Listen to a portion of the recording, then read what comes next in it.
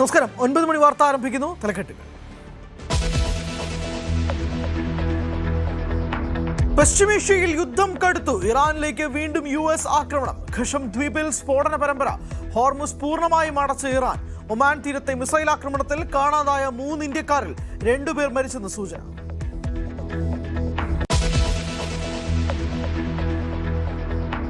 മാസപ്പടി കേസിൽ വീണ ടി നാളെ ഇഡിക്ക് മുന്നിൽ ഹാജരാകില്ല. മറ്റൊരു ദിവസം ഹാജരാകാമെന്ന് വീണ.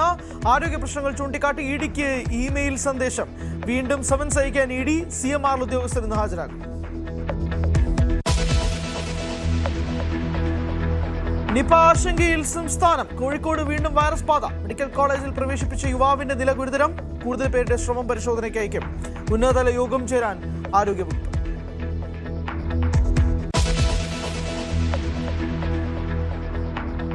സംസ്ഥാനത്ത് ശക്തമായ മഴ തുടരും. എറണാകുളത്തും ഇടുക്കിയിലും തൃശൂരിലും ഓറഞ്ച് അലർട്ട്. കേരള തീരത്ത് കള്ളക്കടൽ പ്രതിഭാസത്തിന് സാധ്യത. മത്സ്യത്തൊഴിലാളികൾക്ക് ജാഗ്രതാ നിർദ്ദേശം.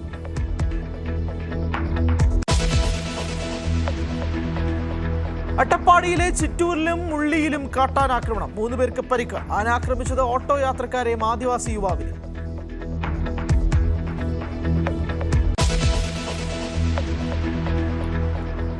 ലോക ഫുട്ബോളിൽ നിന്ന് കിക്ക് ഓഫ്. മെക്സിക്കോയും ദക്ഷിണാഫ്രിക്കയും ആദ്യ മത്സരത്തിൽ ഏറ്റുമുട്ടും.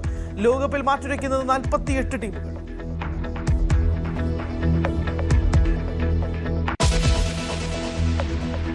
വിശദമായ വാർത്തകളിലേക്ക്. പശ്ചിമേഷ്യ തുറന്ന യുദ്ധത്തിലേക്ക്. ഇറാനിലെ നഗരങ്ങളിലേക്ക് വ്യാപക ആക്രമണം നടത്തിയ അമേരിക്ക. ഇറാനുമേൽ ട്രംപിന്റെ ഭീഷണി ഉയർന്നതിന് പിന്നാലെയാണ് അമേരിക്ക ആക്രമണം ശക്തമാക്കിയത്.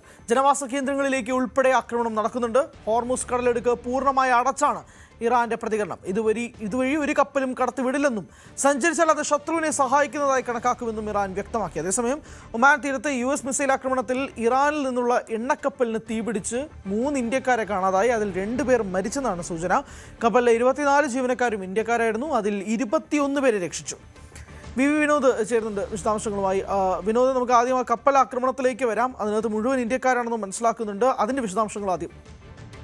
ഹരി, പശ്ചിമേഷ്യയിൽ സംഘർഷം അതീവ ഗുരുതരമായ സ്ഥിതിയിലേക്ക് പോവുകയാണ്. കാര്യങ്ങൾ കൈവിടുന്നത്. ഇതിനിടയിലാണ് 24 ഇന്ത്യക്കാരുണ്ടായിരുന്ന എണ്ണക്കപ്പലിന് നേരെ ആക്രമണമുണ്ടായത്. സെറ്റോബെലോ എന്ന കപ്പലിന് നേരെയാണ് ആക്രമണം ഉണ്ടായത്. ഇതിൽ 3 പേരെ കാണാതായിരുന്നു. 2 പേർ മരിച്ചു എന്ന വിവരങ്ങളാണ് പുറത്തു വരുന്നത്. 2 ഇന്ത്യക്കാർ മരിച്ചു എന്ന ഏറ്റവും പ്രധാനപ്പെട്ട ചില വിവരങ്ങൾ പുറത്തു വരുന്നുണ്ട്. ഒരാളെ കാണാതായിട്ടുണ്ട്. ഇയാൾക്ക് വേണ്ടിയുള്ള തിരച്ചിൽ തുടരുകയാണ്. 21 പേരെ രക്ഷിച്ചിട്ടുണ്ട്.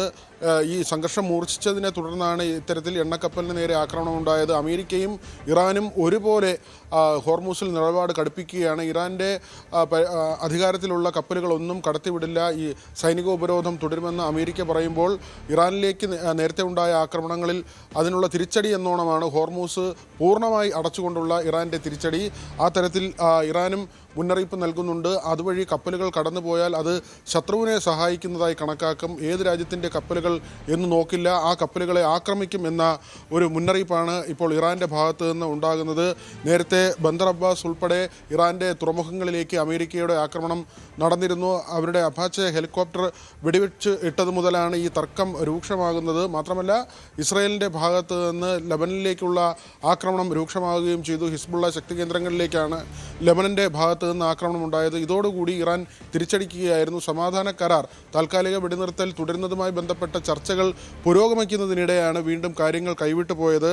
ഈ ബന്ദർ അബ്ബാസിന് പുറമെ സിരിക്ക്, മിനാബ്, കേഷം ദ്വീപ്, ഹെമ്മം ദ്വീപ്, ഗോർഗാൻ തുടങ്ങി ഈ വളരെ പ്രധാനപ്പെട്ട നഗരങ്ങൾ, അവിടങ്ങളിലെല്ലാം തന്നെ അമേരിക്കയുടെ ആക്രമണം നടക്കുന്നുണ്ട്. ഇറാൻ്റെ തെക്കൻ പ്രവിശ്യയിലാണ് ഏറ്റവും കൂടുതൽ ആക്രമണം നടക്കുന്നത്. നേരത്തെ ഈ ഊർജ്ജോൽപാദന കേന്ദ്രങ്ങൾ അല്ലെങ്കിൽ എണ്ണോൽപാദന കേന്ദ്രങ്ങളും അവരുടെ പ്ലാന്റുകളുമാണ് ആക്രമിക്കപ്പെട്ടതെങ്കിൽ പിന്നീട് അത് ഈ വാട്ടർ ടാങ്കുകളും വലിയ വലിയ വാട്ടർ ടാങ്കുകളും അങ്ങനെയുള്ള ശുദ്ധജല പ്ലാന്റുകളും ഒക്കെ തന്നെ ആക്രമിക്കുന്നു. ഇപ്പോൾ ഏറ്റവും ഒടുവിൽ ജനവാസ കേന്ദ്രത്തിലേക്ക് അമേരിക്കയുടെ ആക്രമണം മാറുന്നു എന്നത് തന്നെയാണ് ഏറ്റവും പ്രധാനപ്പെട്ട കാര്യം. ആശങ്കപ്പെടുത്തുന്ന കാര്യവും അതുതന്നെയാണ്. ഇറാനാകട്ടെ തിരിച്ചടി ഉണ്ടാകുമെന്ന മുന്നറിയിപ്പ് നൽകുന്നുണ്ട്. ഇസ്രായേലും അമേരിക്കയും ഇതിന് വലിയ വില നൽകേണ്ടി വരുമെന്നാണ് ഇറാൻ്റെ ഭാഗത്തു നിന്നുള്ള പ്രതികരണം. ഏറ്റവും ഒടുവിൽ അവരുടെ വിദേശകാര്യമന്ത്രി അബ്ബാസ് അരഗ്ചി ഉൾപ്പെടെയുള്ളവർ പറയുന്നത് അമേരിക്ക വലിയ വലിയ വില നൽകേണ്ടി വരും, സൈന്യത്തെ പിൻവലിക്കണം എന്ന ഒരു മുന്നറിയിപ്പ് കൂടി ഇറാൻ്റെ ഭാഗത്തു നിന്ന് വരുന്നു. എണ്ണവിലയും ഗണ്യമായി ഉയരുകയാണ്. നമുക്ക് കഴിഞ്ഞ ദിവസത്തെ വില പരിശോധിച്ചാൽ ജൂൺ 9-ന്, അതായത് ഒരു ദിവസം മുൻപ് ഉണ്ടായിരുന്നത് ബാരലിന് $65 എന്ന നിലയ്ക്ക് വരെ എത്തിയ എണ്ണവിലയാണ് ഇപ്പോൾ അത് $95 എന്ന നിലയിലേക്ക് മാറുകയാണ്. അത് വിപണിയിൽ ഏത് തരത്തിൽ പ്രതിഫലിക്കും എന്നതിലും ആശങ്ക നിലനിൽക്കുന്നുണ്ട്. പ്രത്യേകിച്ച് ഇന്ത്യൻ വിപണിയൊക്കെ സംബന്ധിച്ച് 3 തവണയാണ് ഇപ്പോൾ അടിക്കടി പാചകവാതക സിലിണ്ടറിനൊക്കെ വില കൂട്ടിയത്. പെട്രോളിനും ഡീസലിനും വില കൂട്ടുന്ന സാഹചര്യം ഉണ്ടായിരുന്നു. ഒരു തവണ പാചകവാതക സിലിണ്ടറിനും 2 തവണ ഗാർഹിക സിലിണ്ടറിനും വില കൂട്ടുന്ന സാഹചര്യമുണ്ടായി.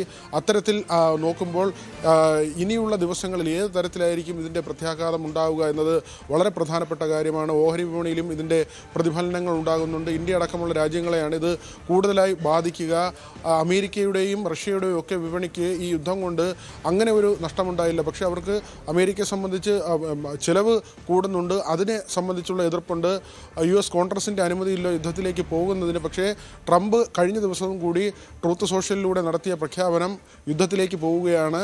ഇറാനെ ഇല്ലാതാക്കാനുള്ള അവസാന യുദ്ധത്തിന് തയ്യാറെടുക്കുന്നു, പശ്ചിമേഷ്യയിൽ ഭീതി വരുത്തിയ നേതാവ് ജീവനോടെ ഇല്ല തുടങ്ങിയ കാര്യങ്ങളൊക്കെയാണ് ട്രംപിൻ്റെ ഭാഗത്തു നിന്നൊരു ഭീഷണിയായി കഴിഞ്ഞ ദിവസം ഉണ്ടായത്. ഏതായിരുന്നാലും അതിന് തൊട്ട് പിന്നാലെ അമേരിക്കയുടെ ആക്രമണം ഉണ്ടാകുന്നു. അത് സംബന്ധിച്ച് സെൻട്രൽ കമാൻഡിൻ്റെ വിശദീകരണം വരുന്നു. കപ്പൽ ആക്രമിച്ചതുമായി ബന്ധപ്പെട്ട ദൃശ്യങ്ങൾ അമേരിക്ക തന്നെയാണ് ഇപ്പോൾ പുറത്തുവിട്ടിട്ടുള്ളത്. അത് 24 ഇന്ത്യക്കാരുണ്ടായിരുന്ന കപ്പലിന് നേരെയാണ് ആക്രമണം ഉണ്ടായത് എന്നത് നമ്മുടെ രാജ്യത്തെ സംബന്ധിച്ചും വലിയ ഗൗരവമുള്ള വിഷയമായി അവശേഷിക്കുന്നുണ്ട്. ഹരി, യെസ്, അത് വ്യക്തമാണ്. അത് പക്ഷേ അതോടൊപ്പം തന്നെ വിനോദ്, ഏകദേശം 20% എണ്ണയും പാചകവാതകവും ഒക്കെ കടന്നു പോകുന്നതാണല്ലോ ഈ ഹോർമൂസ് കടലിടുക്കുമായിട്ട് ബന്ധപ്പെട്ട്. അത് കുറച്ച് ദിവസത്തേക്ക് അടച്ചിട്ടാൽ പോലും അത് വലിയ പ്രതിസന്ധി ഉണ്ടാക്കുന്ന ഒരു സിറ്റുവേഷനാണ്. അത് നമുക്കറിയാം. അതിന് മുന്നേ ഇതിനുള്ളൊരു സാഹചര്യത്തിലൂടെ നമ്മൾ കടന്നു പോയതുമാണ്. അതുമായി ബന്ധപ്പെട്ട് ഇവിടെ എന്തൊക്കെ തരം പ്രതിസന്ധികൾ ഉണ്ടായതെന്ന് നമുക്ക് കണ്ടതാണ്. അതേ സാഹചര്യത്തിലേക്ക് വീണ്ടും കടക്കുമെന്ന് വേണോ കണക്കാക്കാൻ?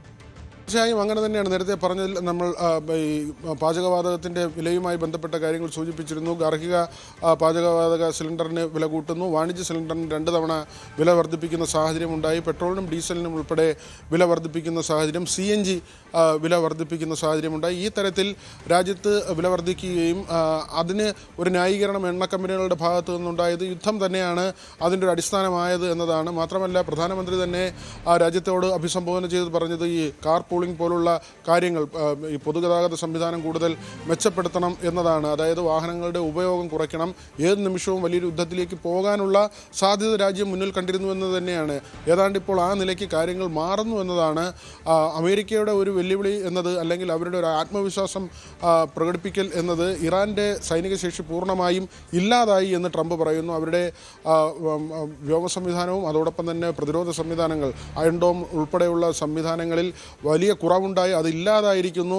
അവരുടെ നാവികശേഷി പൂർണ്ണമായി തകർന്നിരിക്കുന്നു. അതുകൊണ്ട് തന്നെ ഇറാൻ്റെ ഭാഗത്ത് നിന്ന് വെറും സംസാരം മാത്രമാണുള്ളത്, ഒരു നടപടിയും ഉണ്ടാകുന്നില്ല. അങ്ങനെ ഒരു ശക്തമായ പ്രതിരോധത്തിനോ ആക്രമണത്തിനോ ഒക്കെ മുതിരാൻ പറ്റുന്ന തരത്തിലല്ല ഇറാൻ ഇപ്പോൾ ഉള്ളതെന്ന ആത്മവിശ്വാസം പ്രകടിപ്പിച്ചുകൊണ്ടാണ് അമേരിക്ക മുന്നോട്ട് പോകുന്നത്. ഇതൊക്കെ തന്നെ നേരത്തെ പ്രതീക്ഷിച്ചതുമാണ്. അമേരിക്ക ഈ വെടിനിർത്തൽ എന്നത് ഇടയ്ക്ക് കൊണ്ടുവന്നത് തന്നെ ഈ വീണ്ടും ഒരു ആക്രമണം തുടങ്ങുന്നതിന് മുന്നോടിയായുള്ള തയ്യാറെടുപ്പിന് വേണ്ടിയാണ് എന്ന തരത്തിലുള്ള വിലയിരുത്തലുകൾ ഉണ്ടായിരുന്നു. ആദ്യം ഈ യുദ്ധം തുടങ്ങുന്നത് 4 ആഴ്ച കൊണ്ട് അവസാനിപ്പിക്കുമെന്നൊരു വെല്ലുവിളിയോടുകൂടിയായിരുന്നു. പക്ഷേ അത് 100 ദിവസം പിന്നിട്ട് ഇപ്പോൾ ഏതാണ്ട് 104 ദിവസത്തിലേക്ക് എത്തുകയാണ് യുദ്ധം. അവിടെ ഇറാൻ്റെ ആയുധശേഷി അളക്കുന്നതിൽ അമേരിക്കയ്ക്കും ഇസ്രായേലിനും ആദ്യഘട്ടത്തിൽ പിഴച്ചു എന്നത് വ്യക്തമാണ്. എന്നാൽ ഇപ്പോഴാകട്ടെ അവർ കൂടുതൽ തയ്യാറെടുക്കുന്നു. ആ തയ്യാറെടുപ്പിൻ്റെ ഭാഗമായി ഇറാനിലേക്ക് കൂടുതൽ സ്ഥലങ്ങളിലേക്ക് ആക്രമണം നടത്തുന്നു. അവിടെ ജനവാസ മേഖലകളിലേക്ക് ആക്രമണം നടക്കുമ്പോൾ, അവിടുത്തെ ജനങ്ങളുടെ ജീവൻ നഷ്ടമാകുമ്പോൾ അത് ഇറാനെ കൂടുതൽ പ്രകോപിപ്പിക്കുന്നു. അതിൻ്റെ ഭാഗമായി മറ്റ് ഈ ഗൾഫ് രാജ്യങ്ങളിലേക്ക്, പശ്ചിമേഷ്യൻ രാജ്യങ്ങളിലേക്ക് കൂടുതൽ ആക്രമണം ഇറാൻ്റെ ഭാഗത്തു നിന്ന് ഉണ്ടാകുമെന്ന ആശങ്ക അവശേഷിക്കുന്നുണ്ട്. അമേരിക്കയ്ക്ക് സൈനിക താവളങ്ങൾ തുറന്നു കൊടുത്തിട്ടുള്ള രാജ്യങ്ങൾക്ക് മേൽ തങ്ങളുടെ ആക്രമണം ഉണ്ടാകുമെന്ന് നേരത്തെ ഇറാൻ പറഞ്ഞതും അത് വ്യക്തമായതുമാണ്. അങ്ങനെയുള്ള ആക്രമണങ്ങൾ ഉണ്ടാവുകയും ചെയ്തു. അതുകൊണ്ട് തന്നെ മലയാളികൾ വളരെയധികം താമസിക്കുന്ന ഇന്ത്യക്കാർ ധാരാളമുള്ള ഗൾഫ് മേഖലയിൽ ഇനി എന്ത് സംഭവിക്കും എന്നത് സംബന്ധിച്ചുള്ള ആശങ്ക വലിയ തോതിൽ നിലനിൽക്കുന്നുണ്ട്. ഹരി. പല രീതിയിലുള്ള ആശങ്കകൾ നിലനിൽക്കുന്നുണ്ട്. അതിലൊന്നാണ് ഗൾഫ് മേഖലയിലുള്ള സാഹചര്യം. അതിലെങ്ങനെയായിരിക്കും ഇനി മുന്നോട്ട് പോകുന്ന ഒരു സാഹചര്യം ഉണ്ടാകുക എന്നുള്ളത് സംബന്ധിച്ചും ഇനി ആക്രമണങ്ങൾ ഗൾഫ് മേഖലയിലേക്ക് ശക്തമാകുമോ എന്നുള്ളത് സംബന്ധിച്ചുള്ള ആശങ്കകളൊക്കെ നിൽക്കുകയാണ്. അതാണ് ഒരു സാഹചര്യം. അതിനിടയിലാണ് ഇപ്പോൾ ഒമാൻ തീരത്ത് US-ൻ്റെ മിസൈൽ ആക്രമണവുമായി ബന്ധപ്പെട്ട് അതിൽ 3 ഇന്ത്യക്കാരെ കാണാതാവുന്ന സാഹചര്യം ഉണ്ടാകുന്നു. 24 ഇന്ത്യക്കാരാണ് അതിൽ കപ്പലിലുണ്ടായിരുന്നത് എന്നുള്ളത്. അതിൽ 2 പേർ മരിച്ചെന്നുള്ള സൂചനയും ലഭിക്കുന്നുണ്ട്. പക്ഷേ ഈ ഒരു പ്രതിസന്ധി ഒരു വല്ലാത്തൊരു പ്രതിസന്ധിയിലൂടെ കടന്നു പോകുന്ന ഒരു സാഹചര്യത്തിലേക്ക് നിൽക്കുന്നുണ്ട്. വിനോദ്, ഒരു ചോദ്യം കൂടി. ഇപ്പോൾ പ്രധാനമായിട്ടും അമേരിക്കയെ സംബന്ധിച്ചിടത്തോളം ഇപ്പോൾ യുദ്ധം ഏകദേശം 100 ദിവസമൊക്കെ കഴിഞ്ഞിരിക്കുകയാണ്. അത്രയൊക്കെ നീണ്ടു പോകുമോ എന്നുള്ളതൊക്കെ നമ്മൾ ആദ്യം ആശങ്കയുണ്ടായിരുന്നു. അതിനിടയിൽ ഒരു വെടിനിർത്തൽ കരാറൊക്കെ ഉണ്ടായിരുന്നു. പക്ഷേ അത് എങ്ങോട്ടേക്ക് പോകുമെന്ന് നമുക്കറിയാം. ഇപ്പോൾ 104 ദിവസത്തിലേക്ക് എത്തി നിൽക്കുന്നു. ഈ സാഹചര്യത്തിൽ പോലും ഇറാനെ സംബന്ധിച്ചിടത്തോളം അവർ ശക്തമായി പിടിച്ചു നിൽക്കുന്നു എന്ന് വേണം തന്നെ പറയാം. ഇപ്പോൾ അമേരിക്ക ഇറാനെ വില കുറച്ച് കണ്ടു എന്നത് നമുക്ക് പറയാതിരിക്കാൻ കഴിയില്ലല്ലോ. കാരണം ഇത്രയധികം യുദ്ധശേഖരണം ഇറാൻ്റെ പക്കൽ ഉണ്ടാകും എന്നുള്ളത് അമേരിക്ക പോലും ചിന്തിക്കുന്ന രീതിയിലേക്ക് കാര്യങ്ങൾ മാറി. അവിടെ നിന്നുകൊണ്ടാണ് ശക്തമായ രീതിയിലുള്ള പ്രതിരോധം തീർക്കലും അടിക്കിടി തിരിച്ചടി എന്നുള്ള രീതിയിലൊക്കെ കാര്യങ്ങൾ മാറുന്നത്. ഇതിപ്പോൾ വല്ലാത്തൊരു സംഘർഷ സാധ്യതയിലൂടെ നിൽക്കുകയാണ്. ഈ വില കുറച്ച് കണ്ടത് തിരിച്ചടിയായി അമേരിക്കയ്ക്ക് എന്ന് വേണം തന്നെ വിശദീകരിപ്പിക്കാൻ. ഹരി, അങ്ങനെ വേണം കരുതാൻ. കാരണം ആദ്യത്തെ വെല്ലുവിളി എന്നത് 4 ആഴ്ച കൊണ്ട് ഈ യുദ്ധം അവസാനിപ്പിക്കും എന്നതായിരുന്നു. ഒരുപക്ഷെ US കോൺഗ്രസിൻ്റെയൊക്കെ അനുമതി ഇല്ലാതെ തന്നെ അങ്ങനെ ദീർഘകാലത്തെ യുദ്ധത്തിനാണെങ്കിൽ അങ്ങനെയുള്ള അനുമതികൾ ആവശ്യമാണ്. പക്ഷേ സെനറ്റിൻ്റെയൊക്കെ തന്നെ അനുമതി ഇല്ലാതെ ഈ യുദ്ധം വളരെ പെട്ടെന്ന് ഇറാൻ എന്ന ഒരു രാജ്യത്തെ പെട്ടെന്ന് തോൽപ്പിക്കാമെന്ന ആത്മവിശ്വാസം ട്രംപിനുണ്ടാകുന്നു. അത് മുഖവിലക്കെടുക്കുന്നത് ഇസ്രായേലിൻ്റെ വാക്കുകൾ കേട്ടാണ്, നെതന്യാഹുവിൻ്റെ വാക്കുകൾ കേട്ടാണ്. നെതന്യാഹു എല്ലാ കാലത്തും ഇങ്ങനെ ഈ ആക്രമണോത്സുക പ്രകടിപ്പിക്കുകയായിരുന്നു. വെടിനിർത്തലിൻ്റെ സാഹചര്യത്തിൽ പോലും ലെബനനിലേക്കും യമനിലേക്കും ഒക്കെ തന്നെ ആക്രമണം നടത്തുന്ന ഒരു രീതിയായിരുന്നു ഇസ്രായേലിൻ്റേത്. അവിടെ അമേരിക്കയിൽ ഇസ്രായേലിൽ വിരുദ്ധ വികാരവും ഒരു വശത്ത് വളർന്നു വരുന്ന സാഹചര്യമുണ്ട്. കാരണം 4 ആഴ്ച എന്ന് കരുതിക്കൊണ്ട് ആരംഭിച്ച യുദ്ധം 100 ദിവസം പിന്നിട്ടിട്ടും എങ്ങുമെത്താതെ അവശേഷിക്കുമ്പോൾ അമേരിക്കയെ സംബന്ധിച്ച് അത് നാണക്കേടാണ്. അവർക്ക് സാമ്പത്തിക ബാധ്യത ഉണ്ടാക്കുന്നു. അങ്ങനെയുള്ള നിരവധി പ്രശ്നങ്ങളുണ്ട്. ഡെമോക്രാറ്റുകളും റിപ്പബ്ലിക്കൻ പാർട്ടിയിൽ വലിയൊരു വിഭാഗവും ഒക്കെ തന്നെ ഇതിന് എതിർപ്പുമായി രംഗത്ത് വരുന്ന ഒരു സാഹചര്യമുണ്ട്. അവിടെയാണ് ഇറാൻ ഇപ്പോഴും പിടിച്ചു നിൽക്കുന്നു, അല്ലെങ്കിൽ അവർ ശക്തമായി തിരിച്ചടിക്കുന്നു. അവിടെ റഷ്യയുടെ പിന്തുണയുണ്ട്, ചൈനയുടെ പിന്തുണ കിട്ടുന്നു എന്ന തരത്തിലുള്ള വിവരങ്ങൾ, അല്ലെങ്കിൽ അങ്ങനെ അവർക്ക് ആയുധത്തിൻ്റെ ഒരു ശേഷി വലിയ തോതിൽ കിട്ടുന്നു എന്ന വിലയിരുത്തലൊക്കെ വരുന്നത്. അങ്ങനെ കരമാർഗം പോലും റഷ്യയിൽ നിന്ന് മറ്റ് പാതകളിലൂടെ ഇറാനിലേക്ക് ആയുധങ്ങൾ എത്തുന്നു, ഭക്ഷ്യവസ്തുക്കൾ എത്തുന്നു. ഏത് സാഹചര്യവും നേരിടാൻ ഇറാനെ സജ്ജമാക്കി റഷ്യയൊക്കെ ബാക്ക് ചെയ്യുന്നു എന്ന ഒരു കാര്യം പകൽ പോലെ വ്യക്തമാണ്. അവിടെയാണ് ട്രംപ് തന്നെ ചൈനയിലേക്കൊക്കെ ചർച്ചയ്ക്ക് പോകുന്നത്. അതിന് തൊട്ട് പിന്നാലെ വ്ളാഡിമിർ പുടിൻ ചൈനയിലേക്ക് വരുന്നു. ചൈനയുമായി അമേരിക്ക വലിയ കരാറുകളിലേക്ക് പോകുമ്പോൾ തൊട്ടടുത്ത ദിവസം റഷ്യൻ പ്രസിഡന്റ് ചൈനയിലേക്ക് വന്ന് ഷീ ജിൻപിങ്ങുമായി ചർച്ച നടത്തുന്ന സാഹചര്യമൊക്കെ നമ്മൾ കണ്ടതാണ്. ആ തരത്തിൽ വലിയ രാജ്യങ്ങൾ, ലോകത്തിലെ ഏറ്റവും ശക്തരായ രാജ്യങ്ങൾ 2 ചേരിയിലേക്ക് മാറി നിൽക്കുന്ന കാഴ്ചകൾ പല ഘട്ടത്തിലുണ്ടായി. അവിടെ മധ്യസ്ഥ ചർച്ചകൾ ഉണ്ടാകുന്ന സാഹചര്യങ്ങളുണ്ടായിരുന്നു. പാകിസ്ഥാൻ്റെ നേതൃത്വത്തിൽ ഇസ്ലാമാബാദിൽ നടന്ന ചർച്ചകൾ, അതിനുശേഷം തുർക്കിയിൽ നടന്ന ചർച്ചകൾ, അങ്ങനെ പലതരത്തിലുള്ള മധ്യസ്ഥ ചർച്ചകൾ പല ഘട്ടങ്ങളിലായി നടന്നു. ഒമാൻ ഒരു ഘട്ടത്തിൽ ഈ മധ്യസ്ഥ രാജ്യമായി എത്തുന്ന ഒരു സാഹചര്യം ഉണ്ടായിരുന്നു. പക്ഷേ ഇപ്പോൾ അതെല്ലാം കൈവിട്ട് തുറന്ന യുദ്ധത്തിലേക്ക് കാര്യങ്ങൾ പോകുന്ന ഒരു കാര്യമാണ്. മാത്രമല്ല, ഒമാൻ്റെ തീരത്തു നിന്ന് പോലും കപ്പലുകൾ ഓപ്പറേറ്റ് ചെയ്യാൻ അനുവദിക്കില്ല എന്ന കാര്യം ഇപ്പോൾ ഇറാൻ പറയുന്നുണ്ട്. പെർഷ്യൻ കടലിടുക്കിലും ഒമാൻ്റെ തീരത്തും ഒക്കെ തന്നെ കപ്പലുകൾക്ക് പരിപൂർണമായി നിരോധനം ഏർപ്പെടുത്തിക്കൊണ്ടുള്ള ഒരു നടപടിയിലേക്ക് IRGC പോകുന്നു, ഇറാൻ്റെ സൈനിക വിഭാഗം പോകുന്നു എന്നത് തന്നെയാണ് ഏറ്റവും പ്രധാനപ്പെട്ട കാര്യമായി ഇവിടെ കാണേണ്ടത്. ഇനി ഇവിടെ എന്ത് സമവായം, ഇനി എന്ത് ചർച്ച എന്നതൊക്കെ തന്നെ വളരെ പ്രസക്തമായ ചോദ്യമായി വരികയാണ്. കാരണം ഇനിയൊരു ചർച്ചയ്ക്ക് പോലും സാധ്യതയുണ്ടോ എന്ന തരത്തിലുള്ള സാഹചര്യം ഉരുത്തിരിയുന്നു എന്നത് തന്നെയാണ്. കാരണം ഡൊണാൾഡ് ട്രംപിൻ്റെ കഴിഞ്ഞ ദിവസത്തെ പോസ്റ്റിൽ തന്നെ വ്യക്തമാക്കുന്നത് വളരെ ആരോഗ്യകരമായ ചർച്ച നടക്കുകയും മികച്ച ഒരു കരാറിലേക്ക് പോകാനുള്ള സാഹചര്യവും ഉണ്ടായിരുന്നു. അത് ഇറാൻ ഇല്ലാതാക്കി. അവർ വെറുതെ സമയം കളഞ്ഞു. ഇനി ഒരു ചർച്ചയോ കരാറോ ഇല്ല, യുദ്ധം തന്നെയാണ്. ആ യുദ്ധത്തിലേക്ക് അമേരിക്ക പോകുന്നു എന്ന ട്രംപിൻ്റെ ഭീഷണി വന്നതിന് തൊട്ട് പിന്നാലെയാണ് ഇറാനിലെ പ്രധാനപ്പെട്ട നഗരങ്ങളെല്ലാം തന്നെ ആക്രമിച്ചുകൊണ്ടുള്ള അമേരിക്കയുടെ നടപടി ഉണ്ടാകുന്നത്. തിരിച്ച് ഇറാൻ്റെ ഭാഗത്ത് നിന്ന് ആ തരത്തിൽ ഹോർമൂസ് പൂർണ്ണമായി അടച്ചുകൊണ്ട് മറ്റ് രാജ്യങ്ങളെ കൂടി സമ്മർദ്ദത്തിലാക്കുന്ന തരത്തിൽ ഒരു അന്താരാഷ്ട്ര തലത്തിൽ തന്നെ വലിയ ഒരു ഏറ്റവും വലിയൊരു വജ്രായുധമാണ് ഹോർമൂസ് എന്നത്. ആദ്യഘട്ടത്തിൽ ഇറാൻ ഇങ്ങനെ അടയ്ക്കുമ്പോൾ ഇന്ത്യൻ കപ്പലുകൾ ഉൾപ്പെടെ അവിടെ കുടുങ്ങിക്കിടക്കുന്ന നിലയുണ്ടായിരുന്നു. പിന്നീട് ഒന്നൊന്നായി അത് വിട്ടയക്കുകയായിരുന്നു. ആ സമയത്ത് പോലും ഇന്ത്യൻ കപ്പലുകൾക്ക് നേരെ ഒറ്റതിരിഞ്ഞുള്ള ആക്രമണം പലപ്പോഴും ഉണ്ടായി. ഇന്ത്യക്ക് മാത്രമല്ല ചൈനയുടെ കപ്പലും മറ്റുമൊക്കെ ആക്രമിക്കുന്ന സാഹചര്യമുണ്ടായി. യൂറോപ്യൻ രാജ്യങ്ങളെയൊക്കെ സംബന്ധിച്ച് ഇത് വലിയ പ്രതിസന്ധി ഉണ്ടാക്കുന്നൊരു കാര്യമാണ്. ആ വജ്രായുധം ഇറാൻ ഉപയോഗിക്കുന്നു എന്നത് തന്നെയാണ് ഇവിടെ ഏറ്റവും പ്രധാനപ്പെട്ട കാര്യം. ഇനി എങ്ങനെ ഈ പ്രശ്നം പരിഹരിക്കപ്പെടുമെന്നത് ഒരു തൽക്കാലത്തേക്കെങ്കിലും ഉത്തരമില്ലാത്ത ചോദ്യമായി അവശേഷിക്കുന്നു. അങ്ങനെയാണ് നിൽക്കുന്നത്. ഒരു ഉത്തരമില്ലാത്ത ചോദ്യമായിട്ട് നിൽക്കുകയാണ്. പക്ഷേ ഇറാൻ അവരുടെ രീതിയിലുള്ള ഏറ്റവും പ്രധാനപ്പെട്ട ട്രംപ് കാർഡ്, അവരുടെ ട്രംപ് കാർഡ് എന്ന് പറയുന്നത് ഹോർമുസ് കടലെടുക്കാണ്. ആ ഹോർമുസ് കടലെടുക്ക് പൂർണ്ണമായും അടച്ചുകൊണ്ടാണ് ഇറാൻ അമേരിക്കയ്ക്ക് മറുപടി നൽകുന്നത്. ഒരു തരത്തിലുള്ള കപ്പലുകളും ആ വഴിയിലൂടെ പോകില്ല എന്നുള്ളതാണ് ഇറാൻ പറയുന്നത്. ഏത് കപ്പൽ അതിലൂടെ പോയാൽ പോലും അതൊരു ശത്രു കപ്പലായി, ശത്രു രാജ്യമായിട്ട് തന്നെ ആയിരിക്കും മാറുക. അതുകൊണ്ട് തന്നെ ആ രീതിയിലുള്ള സാഹചര്യമാണ് ഇറാൻ മുന്നോട്ട് വയ്ക്കുന്നത്. അതേസമയം അമേരിക്ക ആവട്ടെ ഇറാനെതിരെ ശക്തമായ ആക്രമണങ്ങൾ നടത്തിക്കൊണ്ടിരിക്കുന്നു. ഈ സാഹചര്യത്തിൽ ഗൾഫ് മേഖല സുരക്ഷിതമാണോ എന്നുള്ള നിർണായകമായ ഒരു ചോദ്യം കൂടിയാണ് നിൽക്കുന്നത്. ഇതാണ് നിലവിലത്തെ വാർ അപ്ഡേറ്റ്. ഈ 104 ദിവസം കഴിയുമ്പോൾ നിലവിലത്തെ സാഹചര്യം അതാണ്. വിനോദാണ് വിശദാംശങ്ങൾ നൽകിയത്. മാസപ്പടി കേസിൽ വീണ ടി നാളെ ഇഡിക്ക് മുന്നിൽ ഹാജരാകാൻ സാവകാശം തേടി. ആരോഗ്യ പ്രശ്നം ചൂണ്ടിക്കാട്ടിയാണ് സമയം ചോദിച്ചത്. അതേസമയം CMRL MD ശശിധരൻ കർത്തയോടും നാളെ ഹാജരാകാൻ ആവശ്യപ്പെട്ടിട്ടുണ്ട്. നവമി ദിനേശ് വിശദാംശങ്ങളുമായി. നവമി, 2 ചോദ്യങ്ങൾ. ഒന്ന്, ഇന്ന് 5 ഉദ്യോഗസ്ഥർ EDയെ കാണുകയാണ്. EDയുടെ ചോദ്യം ചെയ്യലിന് മുമ്പിൽ ഹാജരാകും. എന്തൊക്കെയായിരിക്കാം അവരോടുള്ള നിർണായകമായ ചോദ്യങ്ങൾ, അവരിൽ നിന്നും എന്തൊക്കെ തെളിവുകളായിരിക്കാം കിട്ടുക എന്നുള്ളത് ഏറ്റവും പ്രധാനപ്പെട്ട ചോദ്യം. ചോദ്യം നമ്പർ 2, വീണ നാളെ ഹാജരാകില്ല എന്ന് പറയുമ്പോഴേക്കും ഇനി അത് എന്നത്തേക്കാണെന്നൊരു ചോദ്യമുണ്ട്. നാളെ ശശിധരൻ കർത്ത ഹാജരാകുമോ എന്നുള്ള നിർണായകമായ ചോദ്യമുണ്ട്. വിശദാംശം.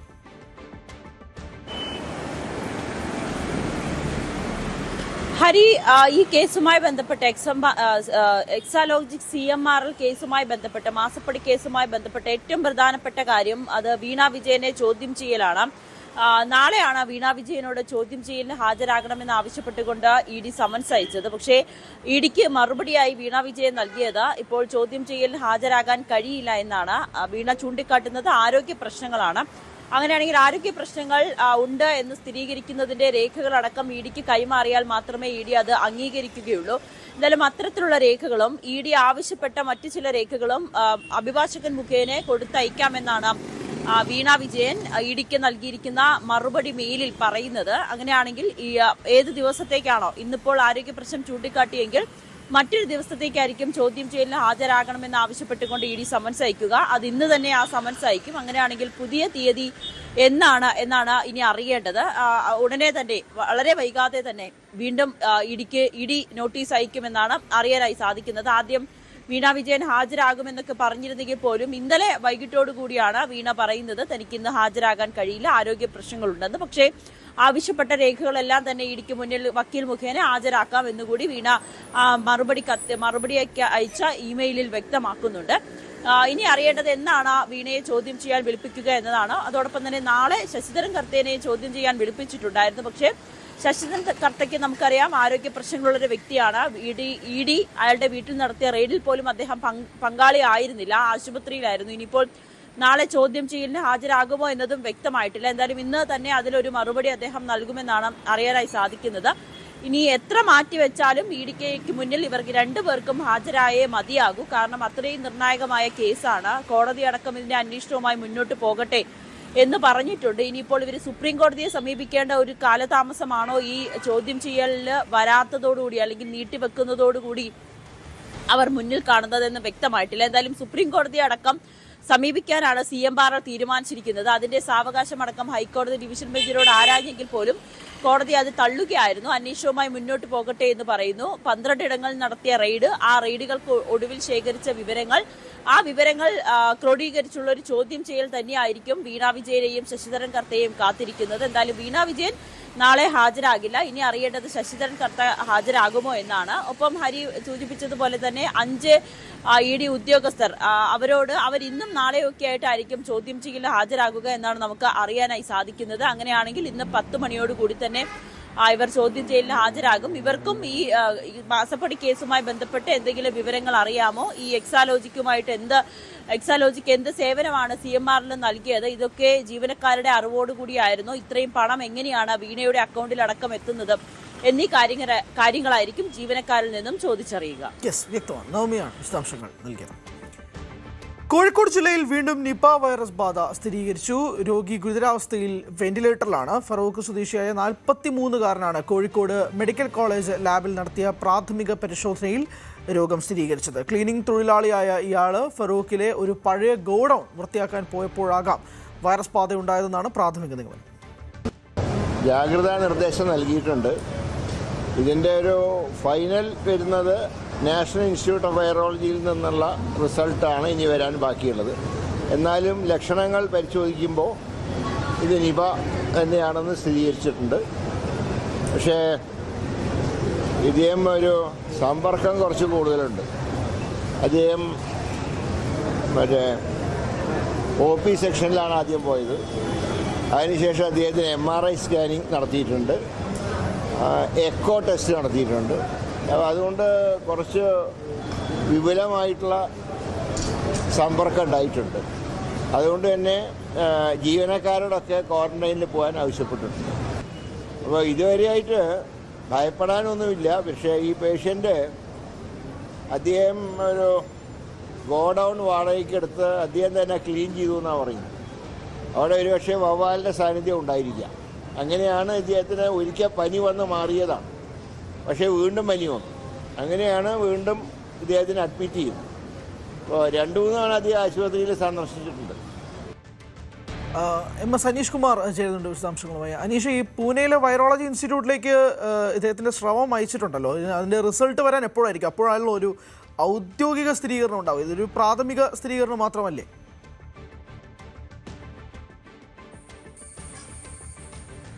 ഇന്ന് വൈകുന്നേരത്തോടുകൂടിയാവും പൂനെ വൈറോളജി ലാബിൽ നിന്നുമുള്ള പരിശോധനാ ഫലം ലഭിക്കുക എന്നാണ് വ്യക്തമായിരിക്കുന്നത്. പക്ഷേ സാധാരണഗതിയിൽ കോഴിക്കോട് മെഡിക്കൽ കോളേജിലെ ലാബിൽ നടത്തുന്ന പരിശോധനയും അല്ലെങ്കിൽ ഈ ആശുപത്രികളിൽ നടത്തുന്ന പരിശോധനാ ഫലങ്ങളും തമ്മിൽ കാര്യമായ ഒരു അന്തരം വരാറില്ല. സമാനമായ രീതിയിലുള്ള പരിശോധനകൾ തന്നെയാണ് ഈ സ്ഥലങ്ങളിലൊക്കെ നടത്തുക. ഇതിൽ ഒരു പ്രോട്ടോകോൾ പ്രകാരമുള്ള ഒരു നടപടി എന്ന രീതിയിൽ മാത്രം കണ്ടാൽ മതിയെന്നാണ് ആരോഗ്യവകുപ്പുമായി ബന്ധപ്പെട്ട ആളുകൾ തന്നെ പറയുന്നത്. മുമ്പും സമാനമായ രീതിയിൽ തന്നെ നിപ കോഴിക്കോട് മെഡിക്കൽ കോളേജിലെ ലാബിൽ നടത്തിയ പരിശോധനയിൽ പോസിറ്റീവായ കേസുകൾ പിന്നീട് പൂനെയിലെ ലാബിലും പോസിറ്റീവായ ചരിത്രം തന്നെയാണ്. വലിയ മാറ്റം ഇക്കാര്യത്തിൽ ഉണ്ടാവാൻ സാധ്യതയില്ല താനും. എന്തായാലും നിപ സ്ഥിരീകരിച്ചു എന്ന രീതിയിൽ തന്നെയുള്ള പ്രതിരോധ പ്രവർത്തനങ്ങളാണ്, അല്ലെങ്കിൽ ഈ രോഗിക്ക് നൽകുന്ന ചികിത്സ അടക്കമുള്ള കാര്യങ്ങൾ ആ രീതിയിൽ തന്നെയാണ് മുന്നോട്ട് പോകുന്നത് എന്ന് ആരോഗ്യവകുപ്പ് വ്യക്തമാക്കുന്നുണ്ട്. ഇയാളുടെ സമ്പർക്ക പട്ടിക ഇച്ചിരി വിപുലമാണ്. 43 വയസ്സുള്ള ആളാണ്. ഫറൂഖ് കോളേജിന് അടുത്തുള്ള ഒരു പഴയ ഗോഡൗൺ വൃത്തിയാക്കിയപ്പോഴാവും അദ്ദേഹത്തിന് ഈ വവ്വാലുകളിൽ നിന്നും ഈ രോഗം പകർന്നത് എന്ന ഒരു വിലയിരുത്തലാണ് ഇപ്പോൾ ഉള്ളത്. അതുകൊണ്ട് തന്നെ അദ്ദേഹം കഴിഞ്ഞ 1-2 ആഴ്ചയായി അദ്ദേഹത്തിന് ഈ ഇടവിട്ട പനിയും ഛർദിലും പോലുള്ള രോഗലക്ഷണങ്ങൾ പ്രകടമാക്കിയിരുന്നു എന്നാണ് മനസ്സിലാക്കാൻ കഴിയുന്നത്. 2 ചെറിയ സ്വകാര്യ ആശുപത്രികളിൽ ആദ്യഘട്ടത്തിൽ അദ്ദേഹം പോയിരുന്നു, ഫറൂഖിലെയും ഒപ്പം മാങ്കാവിലെയും. അതിനുശേഷവും പനി മാറാത്ത സാഹചര്യത്തിലാണ് കൂടുതൽ വിദഗ്ധ ചികിത്സയ്ക്കായി കുറച്ചുകൂടി വലിയ ആശുപത്രിയായ കോഴിക്കോട് സ്വകാര്യ ആശുപത്രിയിലേക്ക് എത്തുകയും അവിടെ നിന്നും ഈ രോഗലക്ഷണങ്ങൾ പ്രകടമായപ്പോൾ പ്രാഥമികമായി സംശയം തോന്നുകയും പിന്നീട് പരിശോധന നടത്തുകയുമായിരുന്നു. അപ്പോഴാണ് നിപ രോഗബാധിതനാണ് ഇദ്ദേഹമെന്നും കണ്ടെത്തുന്നത്. അദ്ദേഹത്തിൻ്റെ ആരോഗ്യനില അങ്ങേയറ്റം ഗുരുതരമായിരുന്നു. ഈ രോഗം സ്ഥിരീകരിച്ചതിനെ തുടർന്ന് രാത്രി തന്നെ കോഴിക്കോട് മെഡിക്കൽ കോളേജ് ആശുപത്രിയിലേക്ക് മാറ്റിയിരിക്കുന്നു. അദ്ദേഹം ഐസൊലേഷൻ വിഭാഗത്തിലാണ്. അവിടെ വെന്റിലേറ്റർ സഹായത്തോടുകൂടിയാണ് ജീവൻ നിലനിർത്തി പോകുന്നത്. എന്തായാലും കോഴിക്കോട് മെഡിക്കൽ കോളേജ് ആശുപത്രിയിലും കർശനമായ നിയന്ത്രണങ്ങൾ ഇതുമായി ബന്ധപ്പെട്ട് ഏർപ്പെടുത്തിയിട്ടുണ്ട്. പേ വാർഡിനോട് ചേർന്ന് അല്ലെങ്കിൽ ഐസൊലേഷൻ വാർഡിനോട് ചേർന്ന് ആളുകളെ അതുവഴി കടന്നു പോകുന്നതിനോ അല്ലെങ്കിൽ വാഹനങ്ങൾ പാർക്ക് ചെയ്യുന്നതിനോ ഒന്നും അനുവദിക്കില്ല. PP കിറ്റുകൾ ധരിച്ച ജീവനക്കാർ മാത്രമാണ് അവിടെ ഡ്യൂട്ടി നോക്കുന്നത്. ഒപ്പം ഈ 2-3 ആശുപത്രികളിൽ, അതായത് അദ്ദേഹം ഏറ്റവും ഒടുവിൽ പോയ സ്വകാര്യ ആശുപത്രിയിൽ അദ്ദേഹത്തെ പരിചരിച്ച ജീവനക്കാർ ഇതിനകം ക്വാറന്റൈനിൽ പോയിട്ടുണ്ട്. മറ്റ് അദ്ദേഹത്തിൻ്റെ സമ്പർക്ക പട്ടിക തയ്യാറാക്കാനുള്ള ഒരു നീക്കങ്ങൾ, അതിൻ്റെ നടപടിക്രമങ്ങൾ ഇപ്പോൾ പുരോഗമിക്കുകയാണ്. ഒപ്പം അദ്ദേഹത്തിൻ്റെ കുടുംബത്തിലുള്ള ആളുകൾക്ക്, മക്കളടക്കമുള്ളവർക്ക് ഈ ഇദ്ദേഹവുമായി സമ്പർക്കം വരാൻ സ്വാഭാവികമായി തന്നെ സാധ്യതയുണ്ട്. അതുകൊണ്ട് തന്നെ ആ കുട്ടികൾ പോയ ഇടങ്ങൾ കേന്ദ്രീകരിച്ച് അല്ലെങ്കിൽ ആ കുടുംബം കൃത്യമായൊരു നിരീക്ഷണത്തിന് കീഴിലേക്കൊക്കെ പോകുന്ന ഒരു സാഹചര്യമുണ്ട്. ഏതായാലും സ്ഥിതിഗതികൾ നിയന്ത്രണ വിധേയമാണ് എന്ന് തന്നെയാണ് ആരോഗ്യവകുപ്പ് പറയുന്നത്. കാരണം നേരത്തെ 2-3 വട്ടം ഈ നിപ്പയുടെ ഒരു കെടുതി അല്ലെങ്കിൽ നിപ്പ വന്നതിനെ തുടർന്നുള്ള പ്രതിസന്ധികളൊക്കെ അനുഭവിച്ചവരാണ് ഇവിടുത്തെ ആരോഗ്യ പ്രവർത്തകർ. അവർക്കൊരു ആരോഗ്യ പ്രവർത്തകയെ പോലും, ലിനി എന്ന ആരോഗ്യ പ്രവർത്തകയെ പോലും ഈ നിപ്പ രോഗബാധയിലൂടെ നഷ്ടപ്പെട്ട ഒരു സാഹചര്യം പോലും ഉണ്ട്. എന്തായാലും അതിൽ നിന്നൊക്കെ ഉൾക്കൊണ്ട പാഠങ്ങളിലൂടെയാണ് ഇത്തവണ ആദ്യഘട്ടം മുതൽ പ്രതിരോധ പ്രവർത്തനങ്ങളും ഈ ചികിത്സാ നടപടികളുമൊക്കെ മുന്നോട്ട് പോയിക്കൊണ്ടിരിക്കുന്നത്. എന്തായാലും നിലവിൽ രോഗിയുടെ ആരോഗ്യനില അങ്ങേറ്റം ഗുരുതരമാണ്. തിരക്കിട്ട അവലോകന യോഗങ്ങളും മറ്റുമൊക്കെ നടക്കുന്നുണ്ട്. തിരുവനന്തപുരത്ത് ആരോഗ്യമന്ത്രിയുടെ നേതൃത്വത്തിൽ യോഗം നടക്കും. ഒപ്പം ജനപ്രതിനിധികളെ മറ്റുമൊക്കെ വിളിച്ചു ചേർത്ത് കോഴിക്കോട് കളക്ടറേറ്റിലും അല്പസമയം കഴിയുമ്പോൾ യോഗം ഉണ്ടാകുമെന്നാണ് അറിയാൻ കഴിയുന്നത്. എന്തായാലും ഒറ്റക്കെട്ടായി ഈ രോഗത്തെ വീണ്ടും ചെറുത്ത് തോൽപ്പിച്ച് വിജയിക്കൊടി പാറിക്കാം എന്ന് തന്നെയുള്ള പ്രതീക്ഷയാണ് ആരോഗ്യവകുപ്പിന് ഉള്ളത്. ഇതിനു മുമ്പും സമാനമായ സാഹചര്യങ്ങൾ ഉണ്ടായതാണ്. അപ്പോഴൊക്കെ ആരോഗ്യവകുപ്പിന് ശക്തമായ ഇടപെടലുണ്ടായിരുന്നു. നിപ്പയെ പൂർണ്ണമായും ഇല്ലാതാക്കുകയും ചെയ്തിരുന്നു. സമാനമായ സാഹചര്യത്തിലേക്കാണ് നിലവിൽ പോകുന്നത്. അതും ആരോഗ്യവകുപ്പിൻ്റെ ഭാഗത്തു നിന്നും ശക്തമായ രീതിയിലുള്ള നടപടികൾ ഉണ്ടാകുമെന്നാണ് വിശ്വസിക്കുന്നത്. MS അനീഷ് കുമാറാണ് വിശദാംശങ്ങൾ നൽകിയത്. അട്ടപ്പാടിയിൽ വിവിധയിടങ്ങളിലുണ്ടായ കാട്ടാന ആക്രമണത്തിൽ 3 പേർക്ക് പരിക്ക്. അട്ടപ്പാടി ചിറ്റൂരിൽ ഓട്ടോയിൽ വരികയായിരുന്ന 2 പേരെ ആന ആക്രമിച്ചു. Mini, Shaji, auto driver Prasad എന്നിവരെയാണ് ആന ആക്രമിച്ചത്. മുള്ളിയിൽ കാട്ടാനയുടെ ആക്രമണത്തിൽ ആദിവാസി യുവാവിന് പരിക്കേറ്റു. മുള്ളി സ്വദേശി വെള്ളിങ്കിരിക്കാണ് പരിക്കേറ്റത്. വെള്ളിങ്കിരിയെ അട്ടപ്പാടിയിലെ കോട്ടത്തറ ആശുപത്രിയിൽ പ്രവേശിപ്പിച്ചു. ഇന്ന് പുലർച്ചെയോടെയാണ് കാട്ടാനയുടെ ആക്രമണം ഉണ്ടായത്. ഞങ്ങളിവര് ആന 2 പേര് സാധാരണ 2 പേര് എടുത്ത് ഓട്ടോറിക്ഷ എടുത്തിട്ട് കൽപ്പറ്റിന്റെ താഴേക്ക് ഇട്ടു. താഴേക്ക് ഇട്ടപ്പോൾ ഞങ്ങൾ രക്ഷിക്കാൻ വേണ്ടി വന്നതാണ്. ഞങ്ങളെ ആണെങ്കിൽ ആന പാലത്തിൽ ഞങ്ങളെ ഇട്ടിട്ടുണ്ടാവും. എന്തോ ഭാഗ്യത്തിന് ഞങ്ങൾ രക്ഷപ്പെട്ടതാണ്. ആന വലിയൊരു ഒറ്റക്കൊമ്പനാണ്, വലിയ ആനയാണ്. പ്രജിത്തിന്റെ വിശദാംശങ്ങളുമായി. പ്രജിത്ത്, ഇദ്ദേഹം പറഞ്ഞ പോലെ തന്നെ വലിയൊരു ആനയാണ് എന്നുള്ള രീതിയിൽ അദ്ദേഹം പറയുന്നുണ്ട്. ഇങ്ങനെ സ്ഥിരമായിട്ട് ഇറങ്ങാറുണ്ടോ കാട്ടാന? ഹരി, ഇന്ന് പുലർച്ചെ 4:30 മുള്ളിയിൽ വെള്ളിങ്കിരിയെ കാട്ടാൻ ആക്രമിക്കുന്നത്. അത് രണ്ടും 2 സ്ഥലത്താണ്. പിന്നെ ഒന്ന് ഗൂളിക്കടവിന് സമീപമുള്ള ചിറ്റൂരിൽ വെച്ചിട്ടാണ് ഓട്ടോയെ കാട്ടാൻ ആക്രമിക്കുന്നത്. ഓട്ടോയിൽ സഞ്ചരിച്ചിരുന്ന mini, Shaji, auto driver Prasad എന്നിവർക്കാണ് പരിക്കേറ്റത്. ഓട്ടോ സമീപത്തുള്ള ഒരു തോട്ടിലേക്ക് എടുത്തിടുകയായിരുന്നു ആന. ഈ 3 പേരെയും Kottathara tribal hospital, super speciality tribal ഹോസ്പിറ്റലിലേക്ക് പ്രവേശിച്ചിട്ടുണ്ട്. ഇവരുടെ ആരോഗ്യനില അതീവ ഗുരുതരവുമല്ല. ഈ മേഖലയിൽ കാട്ടാനയുടെ ആക്രമണം നിത്യസംഭവമാണ്. ഇവിടെ കൃഷി നശിപ്പിക്കുന്നതും നിത്യസംഭവമായി മാറുകയാണ്. ഇവിടെ ആറാട്ടി സംഘങ്ങളുണ്ട്. എന്നാലും ഈ കാട്ടാന ഇറങ്ങുന്നത് പതിവാണ്. ശരി, പതിവ് കാഴ്ചയാണ് എന്നുള്ളതാണ് പറയുന്നത്. എന്തായാലും പ്രജിത്താണ് വിശദാംശങ്ങൾ നൽകിയത്. തിരുവനന്തപുരം വട്ടിയൂർക്കാവിൽ BJP കൗൺസിലറെ അറസ്റ്റ് ചെയ്യുന്നതുമായി ബന്ധപ്പെട്ടുണ്ടായ പോലീസ് നടപടിയിൽ മന്ത്രിസഭയിൽ ഭിന്നത.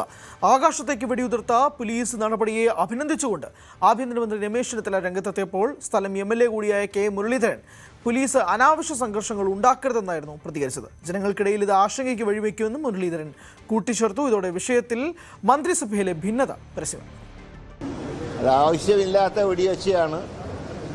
പ്രശ്നങ്ങളൊക്കെ ഭംഗിയായിട്ട് കൈകാര്യം ചെയ്യണമെന്നാണ് സ്ഥലം MLA എന്നാണ് എൻ്റെ ആഗ്രഹം. പോലീസ് തുടക്കത്തിൽ തന്നെ ഈ സംഭവത്തിൻ്റെ കഴിഞ്ഞ സർക്കാരിൻ്റെ അവസാന കാലത്താണ് ഈ വെടിയുടെ ശബ്ദം കുറേശ്ശെ മുഴങ്ങാൻ തുടങ്ങിയത്. പക്ഷെ അതിനിപ്പോൾ വെടിയുടെ ശബ്ദം നിർത്തേണ്ട സമയമായി. അത്രേ ഞാൻ പറയുന്നുള്ളൂ. അനാവശ്യമായിട്ടുള്ള ടെൻഷൻ പോലീസ് ഉണ്ടാക്കാൻ പാടില്ല. ഡാനുണ്ട് വിശദാംശങ്ങളുമായി. ഡാൻ കഴിഞ്ഞ 1.5 വർഷത്തോളമായിട്ട് ഒളിവിൽ കഴിഞ്ഞിരുന്ന പ്രതിയാണ്. അതിൻ്റെ പേരിലാണ് ഇപ്പോൾ മന്ത്രിസഭയിൽ ഒരു ഭിന്നത സംഭവിക്കുന്നത്. വിശദാംശം.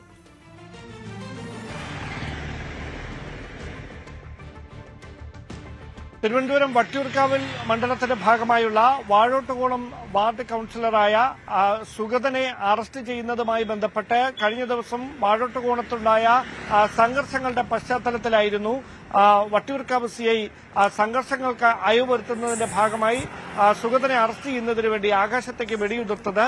ആ നടപടിയെ പ്രശംസിച്ചുകൊണ്ട് കഴിഞ്ഞ ദിവസം ആഭ്യന്തരമന്ത്രി രംഗത്തെത്തിയിരുന്നു.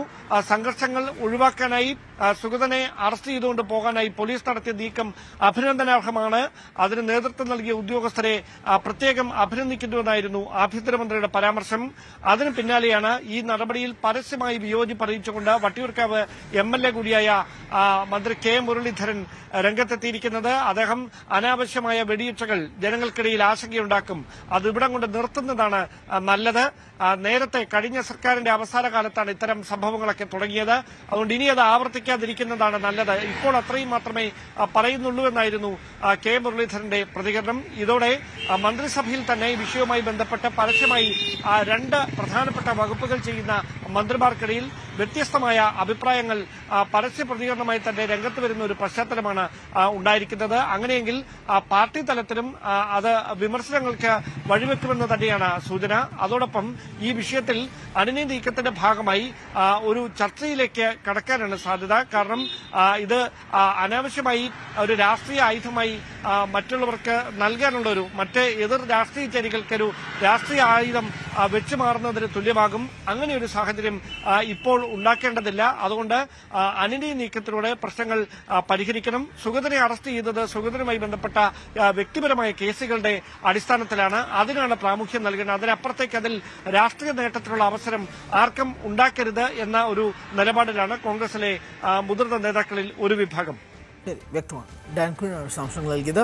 എറണാകുളം പാരിയത്തുകാവ് കുടിയൊഴിപ്പിക്കലുമായി ബന്ധപ്പെട്ട പ്രശ്നങ്ങൾ ചർച്ച ചെയ്യാൻ ഇന്നും മന്ത്രിയുടെ നേതൃത്വത്തിൽ യോഗം. കളക്ടറേറ്റിൽ രാത്രി 8 മണിക്കാണ് മന്ത്രി റോജി എം ജോൺ യോഗം വിളിച്ചത്. സമരസമിതി പ്രവർത്തകരും താമസക്കാരും സ്ഥലമുടമകളും യോഗത്തിൽ പങ്കെടുക്കും.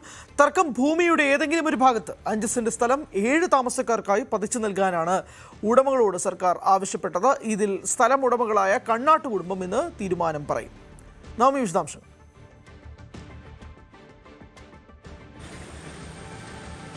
ഹരി, കണ്ണാട്ട് കുടുംബം രാവിലെ 11 മണിക്ക് ഈ തർക്കഭൂമി സന്ദർശിക്കും. അതിനുശേഷം ഈ ഭൂ ഉടമകളുമായി അവർ സംസാരിച്ച ശേഷമായിരിക്കും രാത്രിയുള്ള യോഗത്തിൽ അവരുടെ അന്തിമ തീരുമാനം അറിയിക്കുക. മന്ത്രി റോജി എം ജോണിന്റെ നേതൃത്വത്തിലാണ് ഈ യോഗം ചേരുന്നത്.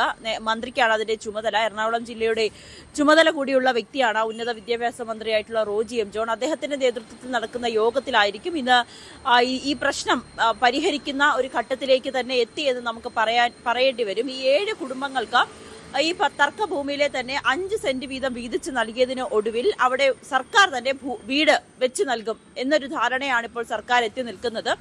എന്നാലും ഇതിനോട് ഒരു അനുകൂലമാകുന്ന നിലപാട് തന്നെയാണ് ഭൂ ഉടമകളും അതോടൊപ്പം തന്നെ അവിടെ താമസക്കാരും പറയുന്നത്. അവർക്കും അത് അംഗീകരിക്കാം. പക്ഷേ ചില നിബന്ധനകളും അവർ മുന്നോട്ട് വെക്കുമെന്നാണ് അറിയാൻ സാധിക്കുന്നത്. എന്തായാലും ഇന്ന് രാത്രി 8 മണിക്ക് നടക്കുന്ന യോഗത്തിന് ശേഷം ഇതിലൊരു തീരുമാനമുണ്ടാകും. പ്രത്യേകിച്ച് CPM അടക്കം വലിയ വിവാദമാക്കിയിരിക്കുന്ന സാഹചര്യത്തിൽ, വലിയ രാഷ്ട്രീയ ആയുധമാക്കി എടുത്തിരിക്കുന്ന സാഹചര്യത്തിൽ തന്നെയാണ് ഇത്തരത്തിലൊരു തീരുമാനത്തിലേക്ക് സർക്കാർ എത്തുന്നത്. എത്രയും വേഗം പ്രശ്നം പരിഹരിക്കുക എന്നത് തന്നെയാണ് സർക്കാരിന്റെ ഉദ്ദേശം. പ്രത്യേകിച്ച് അന്ന് കുടിയൊഴിപ്പിക്കാൻ ചെന്ന ദിവസം ആഭ്യന്തര വകുപ്പിന്റെ പോലീസിന്റേതായിട്ടുള്ള നടപടിയിൽ വലിയ വിമർശനമായിരുന്നു ആഭ്യന്തര മന്ത്രിക്ക് ഉൾപ്പെടെ ഉണ്ടായിരുന്നത്. ആ ഒരു സാഹചര്യത്തിൽ തന്നെ ഇനിയും ഇത് നീട്ടിക്കൊണ്ടു പോകാതെ എത്രയും വേഗം ഇരു കൂട്ടർക്കും സമ്മതപ്രകാരം അല്ലെങ്കിൽ ഇരു കൂട്ടർക്കും സമ്മതിക്കുന്ന രീതിയിലേക്ക് ഇക്കാര്യങ്ങൾ മുന്നോട്ട് പോകാമെന്നാണ് സർക്കാരിന്റെയും തീരുമാനം. ഹരി. നവമിയാണ് വിശദാംശങ്ങൾ നൽകിയത്. സ്വകാര്യ ബസ് ഉടമകളുടെ സംസ്ഥാനതല യോഗം ഇന്ന് തൃശ്ശൂരിൽ നടക്കും. KSRTCയിൽ സ്ത്രീകൾക്കുള്ള സൗജന്യ യാത്രാ യോഗത്തിൽ ചർച്ചയാകും. സ്ത്രീകൾക്കുള്ള സൗജന്യ യാത്ര സ്വകാര്യ മേഖലയെ തകർക്കുമെന്നാണ് സംഘടനയുടെ നിലപാട്. സ്വകാര്യ മേഖലയ്ക്ക് അനുകൂലമായ സർക്കാർ നിലപാട് ഉണ്ടായില്ലെങ്കിൽ പ്രക്ഷോഭത്തിലേക്ക് നീങ്ങാനും സാധ്യതയുണ്ട്. ഇന്ധനവില വർധനവും യോഗത്തിൽ ചർച്ചയാകും. സംസ്ഥാനത്ത് ശക്തമായ മഴ തുടരും. ഇന്ന് 3 ജില്ലകളിൽ ഓറഞ്ച് അലർട്ടാണ്. എറണാകുളം, ഇടുക്കി, തൃശൂർ ജില്ലകളിലാണ് ഓറഞ്ച് അലർട്ട്. 5 ജില്ലകളിൽ യെല്ലോ അലർട്ടാണ്. പത്തനംതിട്ട, ആലപ്പുഴ, കോട്ടയം, പാലക്കാട്, മലപ്പുറം ജില്ലകളിലാണ് യെല്ലോ അലർട്ട്. മറ്റ് ജില്ലകളിലും മഴ മുന്നറിയിപ്പുണ്ട്. ശക്തമായ കാറ്റിനും സാധ്യത. നാളെ കോട്ടയം, എറണാകുളം, ഇടുക്കി ജില്ലകളിൽ ഓറഞ്ച് അലർട്ടാണ്. കേരള തീരത്ത് ഇന്ന് കള്ളക്കടൽ പ്രതിഭാസത്തിനും സാധ്യതയുണ്ടെന്നാണ് മുന്നറിയിപ്പ്. ഇന്ന് രാത്രി 8:30 മുതൽ നാളെ രാത്രി 11:30 വരെയാണ് മുന്നറിയിപ്പ്. 1.4 മീറ്റർ വരെ ഉയർന്ന തിരമാലകൾക്കും സാധ്യതയുണ്ട്. കടലാക്രമണത്തിന് സാധ്യതയുള്ളതിനാൽ മത്സ്യത്തൊഴിലാളികളും തീരദേശവാസികളും ജാഗ്രത പാലിക്കണമെന്നാണ് നിർദ്ദേശം. ചെറിയ വള്ളങ്ങളും ബോട്ടുകളും കടലിലേക്ക് ഇറക്കരുത്. ബീച്ചുകളിൽ വിനോദം ഒഴിവാക്കണമെന്നും നിർദ്ദേശമുണ്ട്. കോഴിക്കോട് ആയഞ്ചേരിയിൽ നിർത്തിയിട്ടിരുന്ന ബൈക്കിന്റെ ഹെഡ്ലൈറ്റിനുള്ളിൽ നിന്നും പെരുമ്പാമ്പിന്റെ കുഞ്ഞിനെ കണ്ടെത്തി. സിവിൽ പോലീസ് ഉദ്യോഗസ്ഥനായ പാറക്കണ്ടി സമീറിന്റെ ബുള്ളറ്റിലാണ് പാമ്പിനെ കണ്ടെത്തിയത്. ഡ്യൂട്ടിക്ക് പോകാനായി വാഹനം സ്റ്റാർട്ട് ചെയ്യുന്നതിനിടെ ഹെഡ്ലൈറ്റിന്റെ വശങ്ങളിൽ നിന്നും പാമ്പിന്റെ തല കണ്ടത്. തുടർന്ന് വനം വകുപ്പിന്റെ സർപ്പ വോളണ്ടിയർ GK പ്രശാന്ത് എത്തി പാമ്പിനെ പുറത്തെടുത്തു.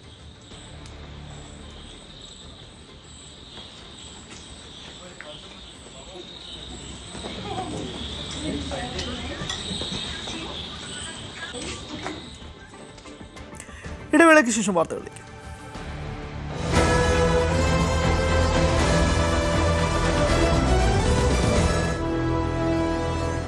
ഫിഫ ലോകകപ്പിന്റെ 23ാം പതിപ്പിന് ഇന്ന് കിക്ക് ഓഫ്. അമേരിക്കയിലും കാനഡയിലും മെക്സിക്കോയിലുമായി അരങ്ങേറുന്ന ലോകകപ്പിൽ 48 ടീമുകളാണ് പങ്കെടുക്കുന്നത്. ആദ്യം മെക്സിക്കോയിലും പിന്നീട് കാനഡയിലും ഒടുവിൽ USA-യിലും വേദിയിലും ഉദ്ഘാടന പരിപാടികൾ നടക്കും. രാത്രി 10:30-നാണ് മെക്സിക്കോയിലെ പരിപാടി. 12:30 നടക്കുന്ന ആദ്യ മത്സരത്തിൽ മെക്സിക്കോയും ദക്ഷിണാഫ്രിക്കയും ഏറ്റുമുട്ടും. വീണ്ടും ഒരു ഫുട്ബോൾ ലോകകപ്പിന് തുടക്കമാകുമ്പോൾ ലോകം ഇനി ഉറങ്ങാത്ത ദിനങ്ങളിലേക്ക് പോവുകയാണ്. അതായത് ഒരുപക്ഷെ നമ്മൾ ചരിത്രത്തിൽ ഇത്രമാത്രം ദൈർഘ്യമേറിയ ദിനങ്ങൾ ഉറങ്ങാതിരിക്കുമോ എന്ന് കാത്തിരുന്ന് കാണണം. കാരണം ഇത് ഏറ്റവും വിപുലമായിട്ടുള്ള ലോകകപ്പാണ്. ഇതുവരെ ലോകകപ്പ് ചരിത്രത്തിൽ ഇല്ലാത്ത മട്ടിൽ 48 ടീമുകൾ മത്സരിക്കുന്ന ഒരു ടൂർണമെന്റ്, 12 ഗ്രൂപ്പുകൾ, അത് 16 വേദികളിലായി, 3 രാജ്യങ്ങൾ, 104 മത്സരങ്ങൾ, ഏതാണ്ട് 1248 താരങ്ങൾ. അങ്ങനെ ഒരു മാസത്തിലേറെ നീണ്ടു നിൽക്കുന്ന, ജൂലൈ 19-നാണ് ഫൈനൽ പോരാട്ടം. ആ ഫൈനൽ ദിനം വരെ നീണ്ടു നിൽക്കുന്ന ആവേശത്തിന് ഇന്ന് കിക്ക് ഓഫ് ആവുകയാണ്. ആ കിക്ക് ഓഫ് അത് മെക്സിക്കോയിലാണ്. മെക്സിക്കോ 3ാം തവണ ലോകകപ്പിന് ആതിഥേയത്വം വഹിക്കുന്ന രാജ്യമാകുന്നു. USA 2ാം തവണയാണ്. 94-ലാണ് USA ഏറ്റവും ഒടുവിലായി ലോകകപ്പിന് ആതിഥേയരായത്. കാനഡ ആദ്യമായിട്ടും ഒരു സഹ ആതിഥേയരായി ഈ ലോകകപ്പിന്റെ പട്ടികയിലേക്ക് കളം പിടിച്ചെത്തുകയാണ്. അങ്ങനെ മെക്സിക്കോയിലെ സ്റ്റേഡിയത്തിൽ ഇന്ന് രാത്രി 12:30 ഇന്ത്യൻ സമയം രാത്രി 12:30 ആതിഥേയരായിട്ടുള്ള മെക്സിക്കോയും ദക്ഷിണാഫ്രിക്കയും ഏറ്റുമുട്ടുന്നതോടുകൂടിയാണ് ലോകകപ്പിന് കിക്ക് ഓഫ്. അതിനു മുമ്പ് മെക്സിക്കോയിൽ ഒരു വിപുലമായിട്ടുള്ള ഉദ്ഘാടന ചടങ്ങ് സംഘടിപ്പിച്ചിട്ടുണ്ട്. അതിൽ സംഗീത പരിപാടികൾ ഉൾപ്പെടെ നൃത്ത പരിപാടികൾ ഉൾപ്പെടെ എല്ലാം ആസ്വദിക്കാൻ കഴിയും. ഇനി മെക്സിക്കോയിൽ മാത്രമല്ല, ഉദ്ഘാടന ചടങ്ങ് അത് 3 ആതിഥേയ രാജ്യങ്ങളിലുമുണ്ട്. ആദ്യം മെക്സിക്കോയിൽ, രണ്ടാമത് കാനഡയിൽ, 3ാമത് അമേരിക്കയിൽ എന്നിങ്ങനെയാണ് ഉദ്ഘാടന പരിപാടികൾ നിശ്ചയിച്ചിരിക്കുന്നത്. അങ്ങനെ വർണ്ണാഭമായിട്ടുള്ള ഏറ്റവും ഗ്ലാമറസ് ആയിട്ടുള്ള ഒരു ടൂർണമെന്റിനെ തുടക്കമാക്കാനാണ് ഇപ്പോൾ ഫിഫയുടെ ശ്രമം. അത് 3 രാജ്യങ്ങളിൽ വ്യാപിച്ചു കിടക്കുന്നതിനാൽ തന്നെ യാത്ര ചെയ്യുന്ന ഫുട്ബോൾ ആരാധകർക്ക് അല്പം ബുദ്ധിമുട്ടുണ്ട് എങ്കിൽ പോലും, കാരണം 3 രാജ്യങ്ങൾ കടന്നു വേണം അവരുടെ പ്രിയപ്പെട്ട ടീമുകളുടെ മത്സരം കാണാൻ. അപ്പോൾ ആ ഒരു സാഹചര്യത്തെ മറികടക്കാനുള്ള തന്ത്രങ്ങളും എന്താണ് ഫിഫ കരുതി വെച്ചിരിക്കുന്നു. ട്രയോണ്ടയുടെ പ്രയാണമാണ് ഇനി. അതായത് ലോകകപ്പിൽ ഉപയോഗിക്കുന്ന പന്തിന്റെ പേരാണ് ഈ ട്രയോണ്ട. ഈ 6 ആഴ്ച നീണ്ടു നിൽക്കുന്ന ടൂർണമെന്റിന്റെ ഏറ്റവും ഒടുവിൽ ജൂലൈ 19-ാം തീയതി ആരാണ് കിരീടധാരണ നേടുക എന്നുള്ളത് മാത്രമാണ് കാത്തിരിപ്പ്. കഴിഞ്ഞ തവണ ലയണൽ മെസ്സി എന്ന ലോക ഫുട്ബോളിന്റെ ഇതിഹാസം ഫ്രാൻസിന്റെ അല്ലെങ്കിൽ എംബാപ്പയുടെ ഫ്രാൻസിനെ മറികടന്ന് അന്ന് വിശ്വകിരീടം നേടിയപ്പോൾ അതൊരു നിയോഗമെന്നോണം ലോകം അത് ആഘോഷിച്ചു, ഉൾക്കൊണ്ടു. ഇനി മറ്റൊരു കാത്തിരിപ്പ്, അത് ക്രിസ്ത്യാനോ റൊണാൾഡോ എന്ന ലോകം കണ്ട മറ്റൊരു ഇതിഹാസ താരത്തിന് ഈ ലോക കിരീടം സ്വന്തമാക്കാൻ കഴിയുമോ എന്നുള്ള ചോദ്യമാണ്. പോർച്ചുഗലിനെ പോലുള്ള ടീമിനെ അങ്ങനെ ഒരു ലോകത്തിന്റെ നെറുകയിലെത്തിക്കാൻ ഇത്തവണ ഇക്കുറി ക്രിസ്ത്യാനോ റൊണാൾഡോയ്ക്ക് സാധിക്കുമോ എന്നുള്ള ചോദ്യം നിലനിൽക്കുന്നു. ഒരുപിടി യുവതാരങ്ങളുടെ വരവിനും ഇക്കുറി സാക്ഷ്യം വഹിക്കാനുള്ള സാധ്യതയുണ്ട്.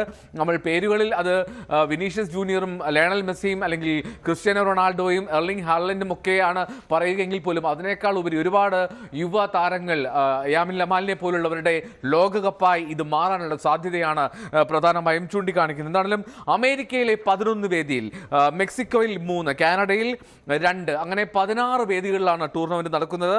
മെക്സിക്കോയിലെ ബെനോർട്ട സ്റ്റേഡിയത്തിലാണ് ഉദ്ഘാടന മത്സരമെങ്കിൽ ഫൈനൽ നടക്കുന്നത് USA-യിലാണ്. USA-യിലെ ന്യൂജേഴ്സിയിലെ മെറ്റ് ലൈഫ് സ്റ്റേഡിയത്തിലാണ് ഫൈനൽ പോരാട്ടം നടക്കുന്നത്.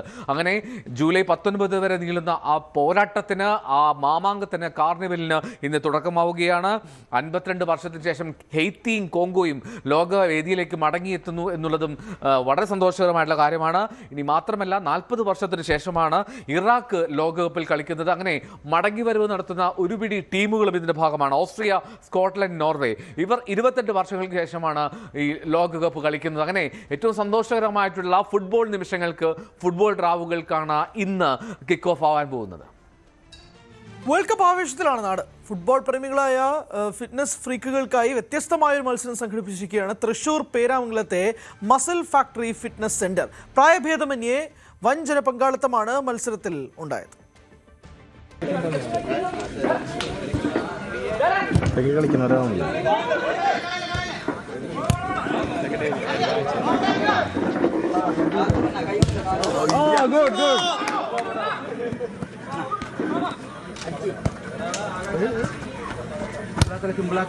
തൃശൂർ മുണ്ടൂർ ടർഫിൽ നടന്ന ആവേശോജ്വലമായ പരിപാടിയിൽ കൈപ്പറമ്പ് ഗ്രാമപഞ്ചായത്ത് വികസന sports standing committee chairman PB Binoy ഉദ്ഘാടനം ചെയ്തു. അർജന്റീന, പോർച്ചുഗൽ, സ്പെയിൻ, ബ്രസീൽ എന്നിങ്ങനെ 4 ടീമുകളാണ് മത്സരത്തിനിറങ്ങിയത്. പോർച്ചുഗലുമായി ഏറ്റുമുട്ടിയ ബ്രസീൽ 1 ഗോളിന് വിജയം സ്വന്തമാക്കി.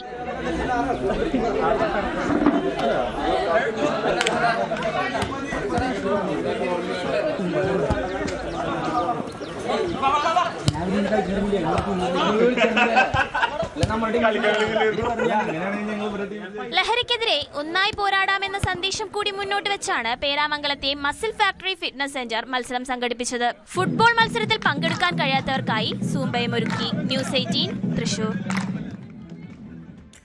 ഇത്തവണത്തെ ഫുട്ബോൾ ലോകകപ്പ് ബ്രസീൽ സ്വന്തമാക്കണമെന്നാണ് ആഗ്രഹമെങ്കിലും സാധ്യതകൾ കുറവെന്ന് മുൻ ഇന്ത്യൻ ഫുട്ബോളർ CK വിനീത്.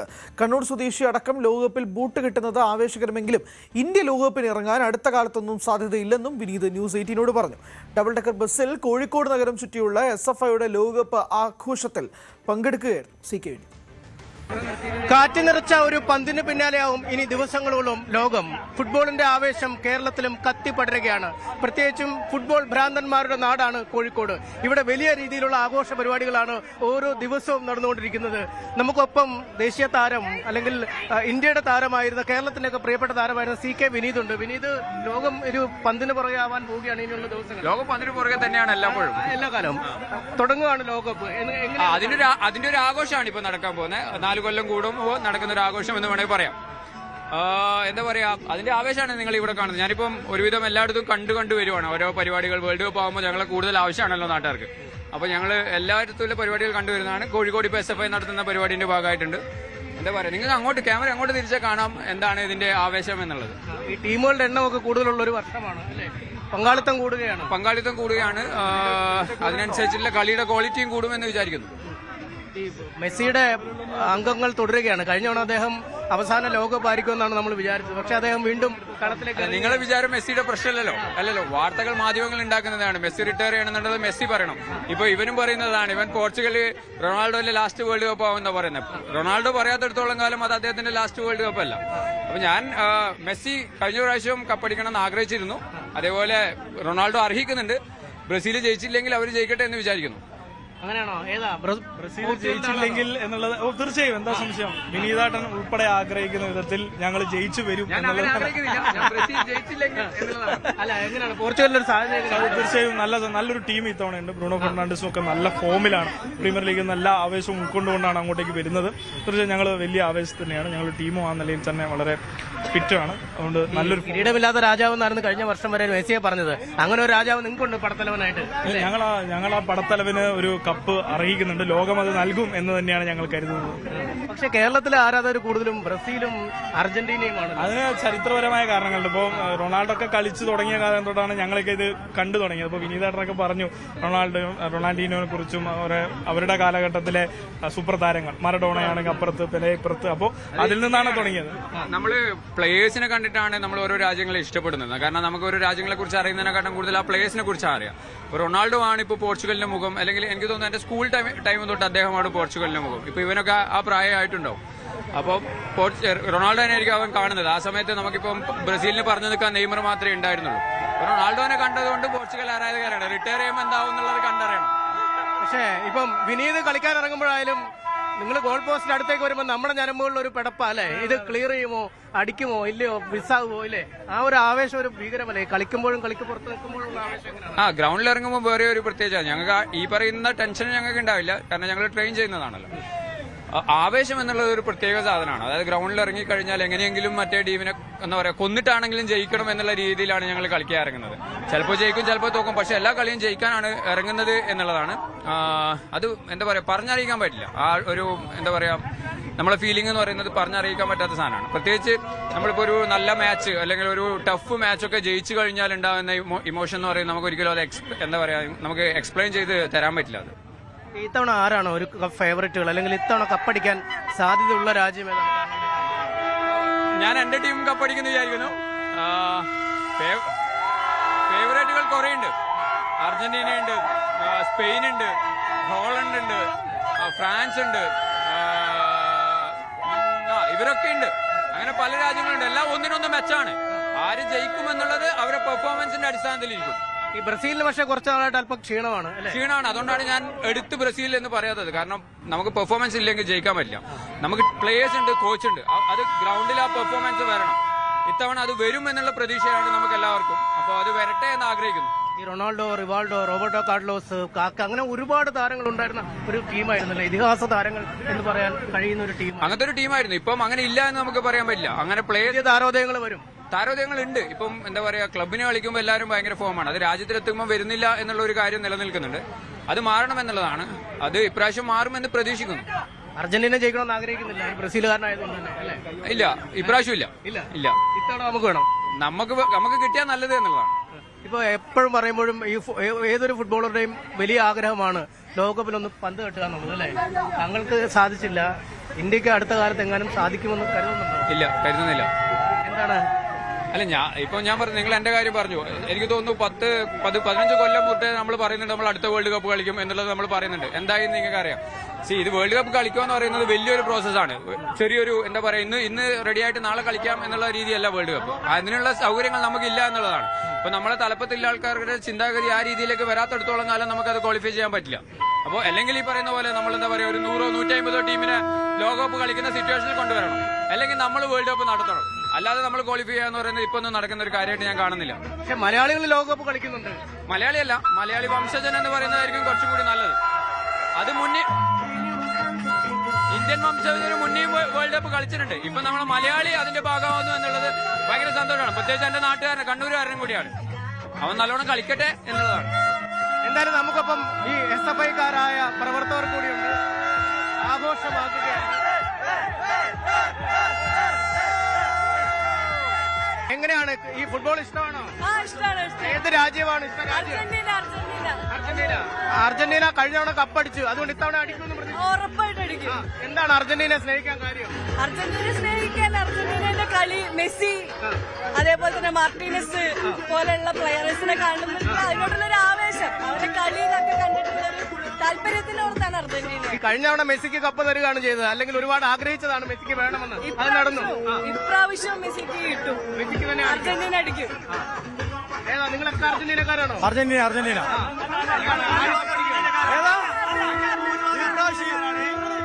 ഇതിൽ കൂടുതൽ അർജന്റീനക്കാരാണുള്ളത്. ഈ പ്രാവശ്യവും അർജന്റീന കപ്പ് തൂക്കും. ഈ പ്രാവശ്യവും മെസ്സി വീണ്ടും ചരിത്രം സൃഷ്ടിക്കും. തീർച്ചയായിട്ടും ആറാമത്തെ കിരീടം ലക്ഷ്യമിട്ടുള്ളത് തീർച്ചയായിട്ടും പുതിയ കോച്ച് മാറിന്റെ ലോകോത്തര കോച്ചാണ്. തീർച്ചയായിട്ടും ഞങ്ങൾ 6ാമത്തെ കിരീടം അടിച്ചിരിക്കും, സംശയമുണ്ട്. എന്തായാലും ഇതാണ് കേരളത്തിലേറെ ആരാധകരുള്ളത് അർജന്റീനയ്ക്കും ബ്രസീലിനുമാണ്. അർജന്റീനൻ ആരാധകർ വീണ്ടും മെസ്സി കപ്പ് ഉയർത്തും എന്ന് പറയുമ്പോൾ ഒട്ടും വിട്ടുകൊടുക്കില്ല ബ്രസീൽ ആരാധകർ എന്നാണ് ഇവർ പറയുന്നത്. എന്തായാലും അടുത്ത കാലത്തൊന്നും ഒരു ഇന്ത്യക്കാരൻ അല്ലെങ്കിൽ ഇന്ത്യൻ ടീം ഫുട്ബോളിൽ പങ്കെടുക്കാൻ സാധ്യതയില്ല എന്ന് CK വിനീതും പറയുന്നു. CK വിനീതിന്റെ വാക്കുകളൊന്ന് ശ്രദ്ധിച്ച് 2 പോയിന്റാണ് CK വിനീത് പറഞ്ഞത്. ഒന്ന്, ഇന്ത്യക്ക് വേൾഡ് കപ്പ് കളിക്കുന്ന സാധ്യത പറഞ്ഞപ്പോൾ അദ്ദേഹം ഇല്ല എന്നാണ് പറഞ്ഞത്. അതിൽ അങ്ങനെയാണെങ്കിൽ 2 സാഹചര്യങ്ങളുണ്ട്. ഒന്ന്, ഇന്ത്യ ഹോസ്റ്റ് ചെയ്യണം, അല്ലെങ്കിൽ വേൾഡ് കപ്പ് ഒരു 150 രാജ്യങ്ങൾ വെച്ച് കളിക്കണം എന്നുള്ളതാണ്. അതിന് പ്രധാനപ്പെട്ട കാര്യം അദ്ദേഹം പറയുന്നത് തലപ്പത്ത് നിൽക്കുന്ന ആളുകളുടെയും കൂടി കാര്യങ്ങളാണ്. അതും അവർ കൂടി പരിഗണിച്ചാൽ മാത്രമേ കളിക്കാൻ പറ്റുള്ളൂ. ശക്തമായ രീതി കൊച്ചി ധനുഷ്കോടി ദേശീയപാതയിൽ നേര്യമംഗലത്ത് പെരിയാറിന് കുറുകെ നിർമ്മിക്കുന്ന പുതിയ പാലം ഓഗസ്റ്റ് മാസത്തോടെ പൂർത്തിയാകുമെന്ന പ്രതീക്ഷയിലാണ് നാട്ടുകാർ. കേരളത്തിലെ ആദ്യ ഉരുക്ക് നിർമ്മിത കമാന പാലം എന്ന പ്രത്യേകതയും നേര്യമംഗലത്തെ ഈ പുതിയ പാലത്തിനുണ്ട്. കൊച്ചി ധനുഷ്കോടി ദേശീയപാത 85ന്റെ നവീകരണ പ്രവൃത്തിയുടെ ഭാഗമായുള്ള നേര്യമംഗലം പാലത്തിന്റെ നിർമ്മാണം ഓഗസ്റ്റ് മാസത്തോടെ പൂർത്തിയാകുമെന്നാണ് പ്രതീക്ഷിക്കുന്നത്. രാജഭരണകാലത്ത് നിർമ്മിച്ച പഴയ ആർച്ച് പാലത്തിന് സമാനമായി തന്നെയാണ് പുതിയ പാലത്തിന്റെ നിർമ്മാണവും നടക്കുന്നത്. 42 മീറ്റർ നീളത്തിൽ 5 സ്പാനുകളുള്ള പാലത്തിന് ആകെ 214 മീറ്റർ നീളവും 13 മീറ്റർ വീതിയുമുണ്ട്. വാഹനങ്ങൾ കടന്നു പോകുന്നതിന് സമാനമായി ഇരുവശത്തും 1.5 മീറ്റർ വീതിയിൽ നടപ്പാതയും നിർമ്മിക്കും. 3 സ്പാനുകളിൽ ബോസ്ട്രിംഗ് സ്റ്റീൽ ആർച്ച് ഘടിപ്പിക്കുന്ന ജോലി ഇനിയും പൂർത്തീകരിക്കാനുണ്ട്. 2027 മാർച്ച് വരെ കരാർ കമ്പനിക്ക് കാലാവധി നൽകിയിട്ടുണ്ടെങ്കിലും ഓഗസ്റ്റിൽ തന്നെ പൂർത്തിയാകുന്ന വിധത്തിലാണ് പണികൾ പുരോഗമിക്കുന്നത്. പാലം പൂർത്തിയാകുന്നതോടെ മൂന്നാർ ഉൾപ്പെടെയുള്ള കൊച്ചി ധനുഷ്കോടി ദേശീയപാതയിലെ ഗതാഗതത്തിന് വലിയ പുരോഗതി കൈവരുമെന്നാണ് പ്രതീക്ഷിക്കുന്നത്. ന്യൂസ് 18 ഇടുക്കി. വെള്ളക്കെട്ടിൽ വലഞ്ഞ് മൂന്നാർ ഇക്കാനഗർ നിവാസികൾ. ഇക്കാനഗറിലേക്ക് എത്തുന്ന റോഡിന്റെ അശാസ്ത്രീയ നിർമ്മാണമാണ് വെള്ളക്കെട്ടിന് കാരണമെന്നാണ് പരാതി. എഞ്ചിനീയറിംഗ് കോളേജ്, ആർട്സ് കോളേജ് വിദ്യാർത്ഥികളും അംഗനവാടിയിലെ കുട്ടികളും ദിവസേന യാത്ര ചെയ്യുന്ന റോഡിനാണ് ഈ ദുരവസ്ഥ. മഴക്കാലമായതോടെ ഇക്കാനഗറിലേക്കുള്ള യാത്ര വെള്ളത്തിലൂടെയായി. റോഡിന്റെ അശാസ്ത്രീയ നിർമ്മാണം കാരണം ചെറിയ മഴ പെയ്താൽ പോലും വലിയ വെള്ളക്കെട്ടാണ്. ഓടയില്ലാത്തതാണ് വെള്ളക്കെട്ടിന് മറ്റൊരു കാരണം. കുട്ടികളടക്കം നിത്യേന ആശ്രയിക്കുന്ന റോഡിലാണ് ഈ ദുർവിധി. മഴ ശക്തമായാൽ റോഡിന് സമീപത്തുള്ള വീട്ടിലേക്ക് വെള്ളം കയറുന്ന സ്ഥിതിയാണ്. ஏற்கனவே பாத்தீங்க அப்படின்னா நம்ம பஞ்சாயத்துல பராதி கொடுத்துருக்கிறோம். ரோடு இவ்வளவு இதாக்கணும், நியூஸ்லயே ஆல்ரெடி வந்திருக்கு. ஆனா யாருமே எந்த ஒரு முன்னேற்பாடுமே பண்ணல. இப்ப பாத்தீங்கன்னா இவ்வளவு தண்ணி தேங்கி கிடக்கு. நாங்களா இருந்தா குழந்தைங்க நடக்கும்போது மழை தண்ணிக்கு உள்ள கூட நடந்து வந்துட்டு இருக்கோம். அதனால பல நோய் தொற்றுகள் வந்துகிட்டு இருக்கு. அதனால போன மெம்பர் ஏற்கனவே சொன்னாங்க மெட்லு இறக்கி வச்சிருக்கேன் அப்படின்னு. இந்த அங்கன்வாடி பக்கத்துல ஒரு லோடு மெட்லு இருந்துச்சு. இப்ப அந்த மெட்லு எங்க போச்சுன்னு யாருக்கும் தெரியல.